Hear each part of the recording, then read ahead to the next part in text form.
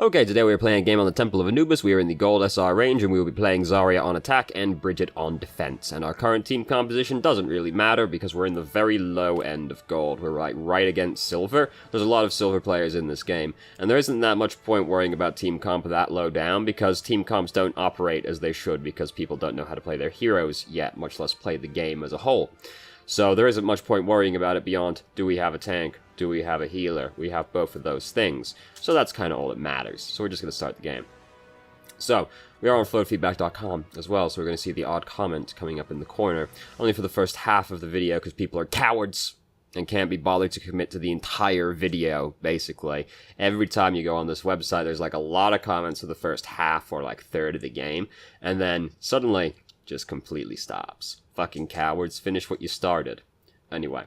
So we have to attack Anubis, which is of course very fun. We do build up a lot of charge right at the start right here, which is great because Zarya, as a hero, pretty based around building up charge. If you're not high charge, you don't really get to play much of the game as Zarya.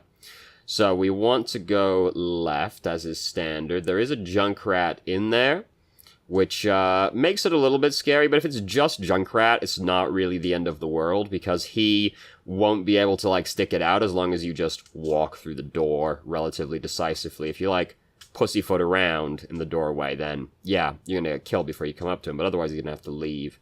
What did that one say? Good thought to look after your teammates. You don't have a projected barrier, though. Kind of wasted it, so there wouldn't be much you can do except for maybe body blocking with your personal. Or kill the person if they try and come back there, because we are at 80% charge right now. So if someone comes up behind to try and kill the backline, we can body block for them, sure, still. And we can also just try and kill the person. Because that's the other half of the equation with Zarya, is, yeah, she has the barrier to protect people, but also, she's just fucking scary. Right? Like, she can kill you if she's high charge. We're high charge, so we could just, like, kill the person if she came back, if me came there. Who the fuck just dropped on us? What koala just dropped out of the tree onto our face? Diva. Okay. It was an odd angle that she approached from, wasn't it? So Junkrat's using, fire in the hole right now. Ugh. And kill our entire team. Because we're pushing through this doorway right here. So we're all pretty bunched up together. The problem is, like, it is reasonably difficult to approach through into the Junkrat, but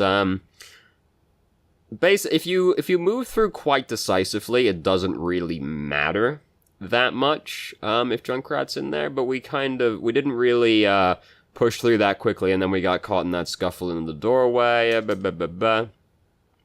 But use the full clip size. You spend run, right click, and reload instantly. Right before you've used up all ammo, which is much better. I never look at this. Yeah, we did do that. I'm really bad at looking at that. I'm not good at looking at when people are reloading, to be fair. Yeah, try to use all your ammo. Efficiency, you know. So, 2 people on our team are dead right now. We shouldn't be trying to push up at all. Oh my god, there's so much text just came up over there. I'm not going to look at all of that. Yeah, 2 people were dead when we started this fight. So, we shouldn't have still been going in. We should be backing out. We should not be going back in again right now. We should have been backing out. This so very long ago.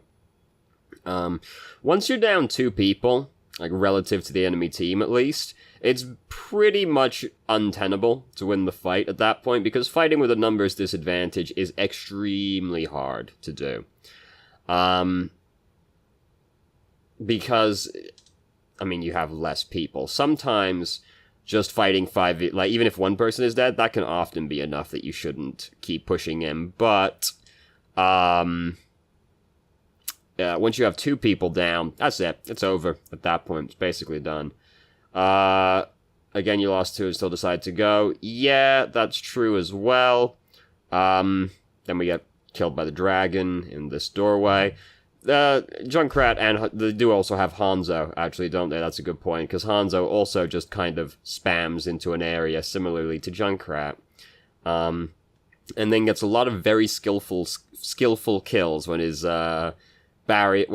tree trunks just fly through the doorway and get a headshot regardless of where he was actually aiming, which is always very fun. So we do have Graviton right now. We chuck it up there at them. I'm just wondering why this one has a pink line on it. I think that means it's a drawing, but whatever.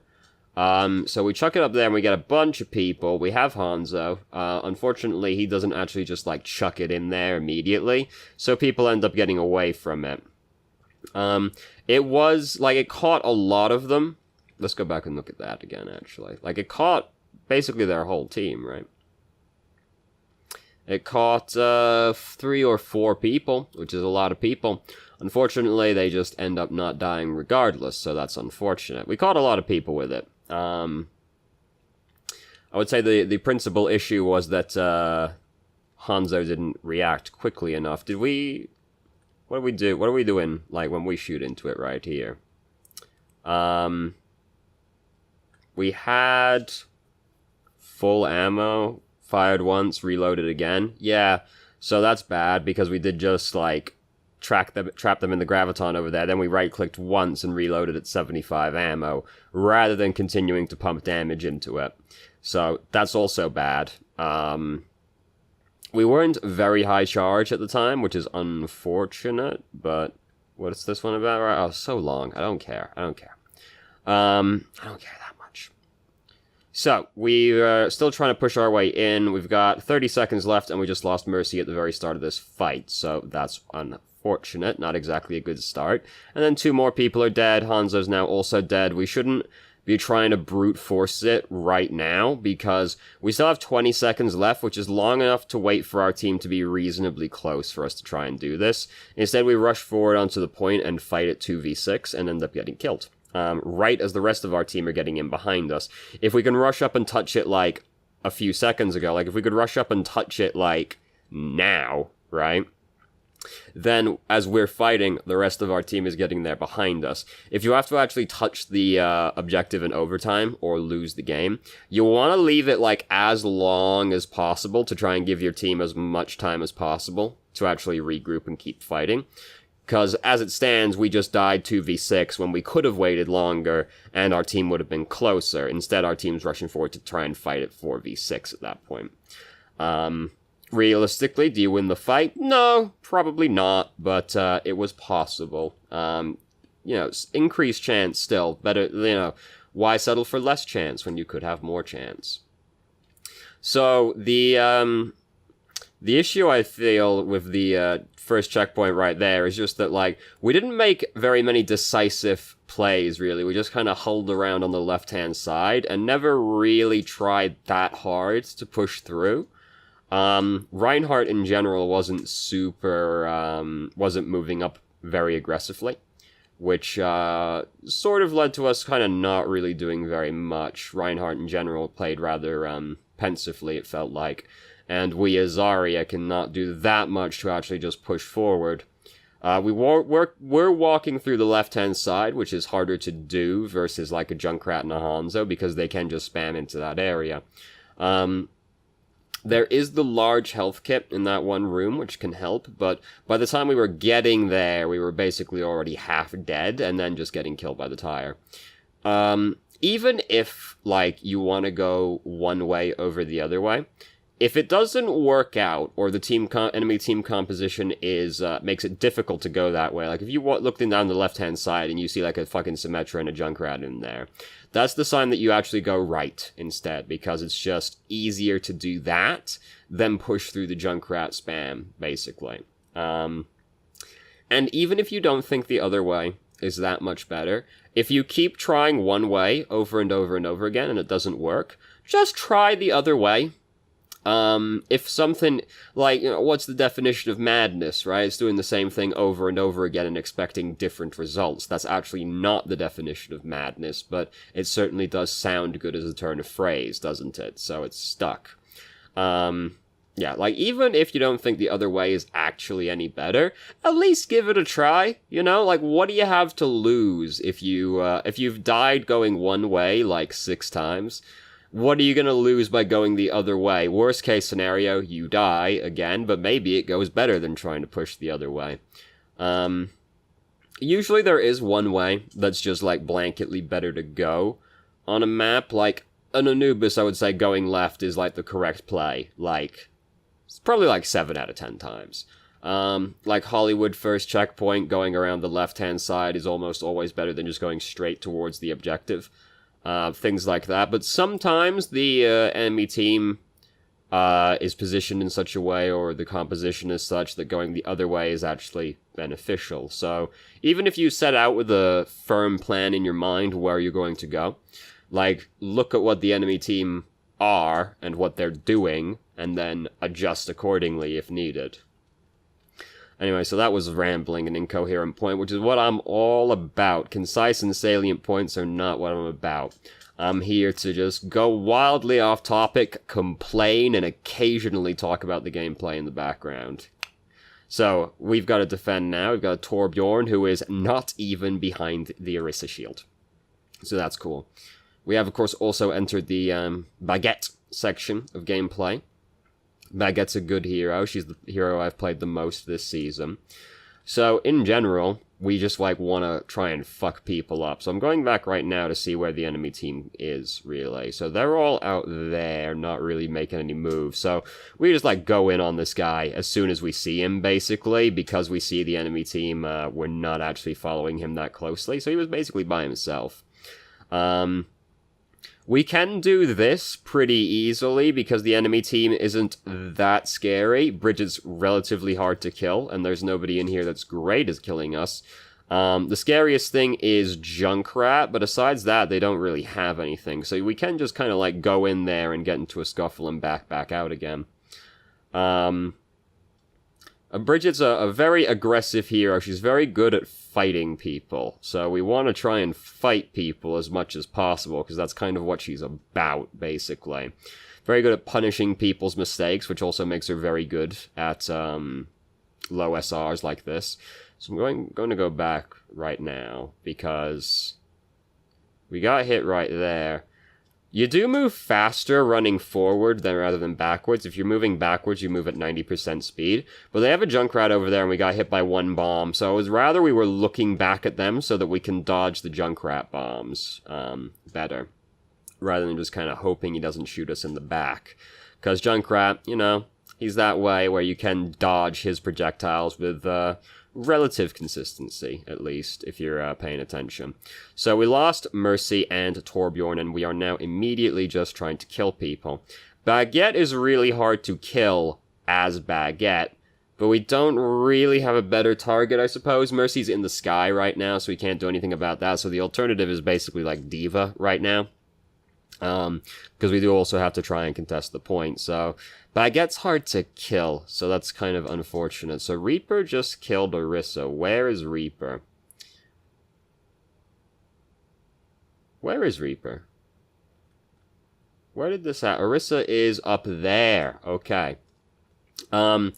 So we do know they have a Reaper. This is a good point.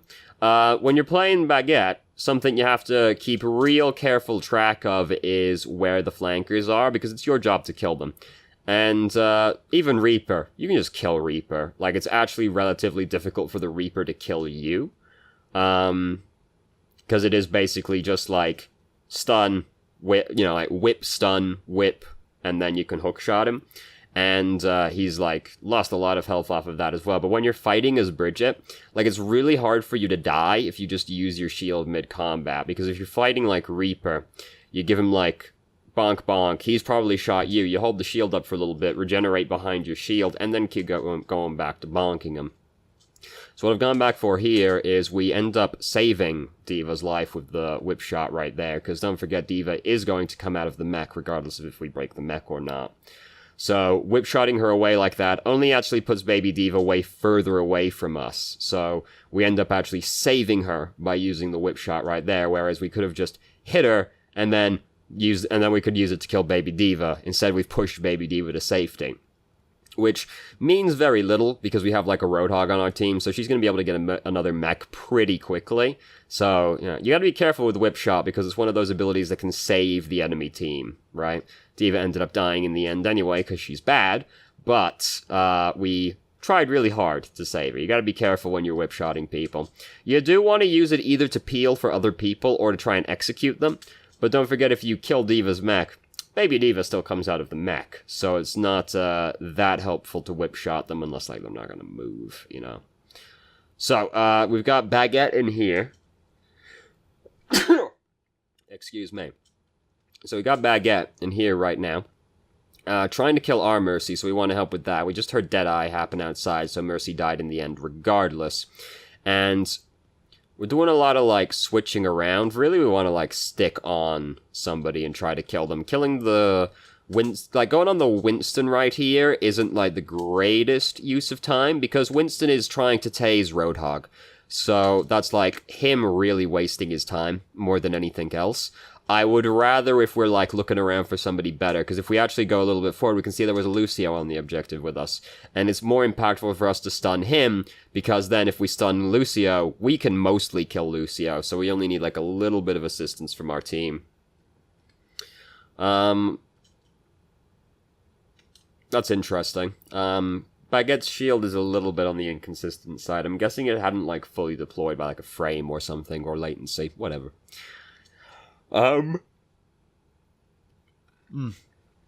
Disrupting, like, the Winston who's trying to kill the Roadhog isn't the greatest use of time. We're better off looking for somebody else to try and bully around. Like, the Lucio would have been a much better target to bully, because of how much easier he is for us to kill. And him getting stunned is, like, crippling, because Lucio gets by being hard to hit, you know. So, we've got Rally, we're just going to pop Rally right now. That was an enemy McCree, yes. We should stay on the enemy McCree, because we, like, want him dead. Because, yeah, okay. Like, killing the Lucio is great and all. There's a McCree that's just walking around right next to us. McCree should be dead. Like, McCree is an easy kill right now, so we should just keep on him, kill the McCree, and then go back to other people, because McCree lived for a really long time. He only just died. He should have died a lot sooner than that, and we just kind of, like, gave up on him to chase after the Lucio. I did just advocate for killing the Lucio a minute ago, but that was as opposed to trying to disrupt Winston. If we're disrupting if we're on, like, going on a McCree is really easy to kill, right? Like, he's not meant to be that close to us, so we really want to punish him for that mistake, because he wasn't allowed to be that close. He died in the end regardless, so obviously it didn't matter, but if somebody's doing something like that, like, McCree isn't allowed to be that close to the enemy team, especially when there's a Baguette on the team, so he really should have just fucked his day right up proper. Ended up not mattering, as we can see. They've got 30 seconds left now, and Torbjorn just used Molten Core, so that's unfortunate, because it's really hard to push into Molten Core. Where the fuck was he? I didn't actually see him. Where was he? I guess he was, like, through that crack over there and got Mercy, whatever. Anyway, so Mercy died right at the start of the fight, which is a bad sign. McCree performing an illegal maneuver again goes unpunished, so we've seen him coming, right? Because look over in the archway, right? So, I know it's hard to see, but McCree is right here. He's blending in with the background because he's using the Blackwatch skin, and the bitrate isn't that high on this video, but McCree is, like, right here. And he is making a beeline towards this Roadhog. Like, his team is going this way, he's going a completely different way. As soon as you see somebody start straying off like that, and you're playing, like, Brigitte, if you're playing anyone, really, but if you're playing Brigitte in particular, because she is so good at punishing people's mistakes, this is the kind of thing you want to, like, zero in on as soon as you see it happening. Because, like, he's going off on his own. McCree going off on his own is easy to kill. So, like, we should be, like, paying attention to that. Like, oh, look, there he is again. He's coming up closer, and we're just, like, looking over there. McCree ends up pushing right up against us. He dies regardless, because it was still, like, a super illegal maneuver. But we should be, like, more concerned with that, because we just, like, want to make sure that he dies for that. Whereas instead, we were kind of, like, not doing anything. Kind of, like, keeping an eye on, like, the Reinhardt. Which, I mean, you know, fair enough. But McCree was a more tantalizing target to me right there, because he was performing an illegal maneuver. So it should be just, like, pressing right up against this guy. We hesitate to approach him. Like, we should be, like, going right up to that dude. Because the dude is Wraith forming in. We just want to be up there to, like, stun him as soon as he comes out of Wraith form and kill him, basically. Or if he starts spinning, you know. But he'll do that as soon as he comes out of Wraith form. Instead, we were, like, hesitant to approach him. Like, you'll fuck up a Reaper, especially if he doesn't have Wraith form anymore. So we should have just been, like, going on that, dude. We do not get to see the play on this game on this video. I'm looking at the timeline. We got 3 seconds left on the video. How tragic. Do we at least see who got it? No. No, we do not. Okay. Average SR is actually below gold. Look at that. Anyway, so, I can't think of an overarching thing I kept seeing happening.